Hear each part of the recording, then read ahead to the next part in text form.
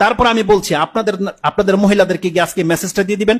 মুসলিমে রয়েছে রাসূল সাল্লাল্লাহু আলাইহি ওয়াসাল্লাম বলেছেন, প্রত্যেকটা প্লেট, প্রত্যেকটা গ্লাস, প্রত্যেকটা পাত্র যা আপনি ব্যবহার করেন, হাত্তা চামচ যেটা যা কিছু আছে যেটা আপনি ব্যবহার করেন, লবণের বাটি পর্যন্ত, সেটাকে উপর করে রাখবেন। খালিটা হলে উপর করে রাখবেন, আর না হয় যদি কিছু থেকে থাকে সেটাকে ঢেকে রাখতে হবে। রাসূলুল্লাহ বলছেন একটা কাঠির টুকরাও যদি হয় আপনাকে ওটা উপরে দিয়ে রাখতে হবে। কেন?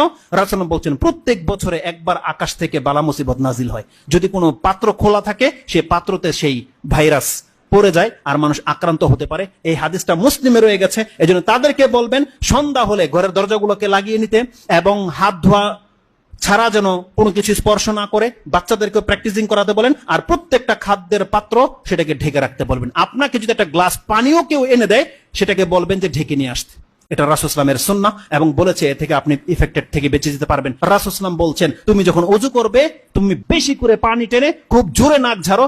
তার মানে কোনো ব্যক্তি সিয়াম নেই, রোজাদার নেই, তার মানে কতটা প্রেসার দিতে বলেছে এই ক্ষেত্রে যে পানি তোমার হলকে চলে যাক, এত বেশি তুমি পানি টানো এবং নাক ঝাড়ো, এটা একান্ত জরুরি। দ্বিতীয়ত রাসূল সাল্লাল্লাহু আলাইহি ওয়াসাল্লাম কি বলেছে, যখন কোনো ব্যক্তি ঘুম থেকে ওঠে সেজন্য তার হাতটাকে পাত্রে সরাসরি না ডুবিয়ে দেয়। কেন? কারণ তুমি জানো না রাতে তোমার হাত কোথায় ছিল।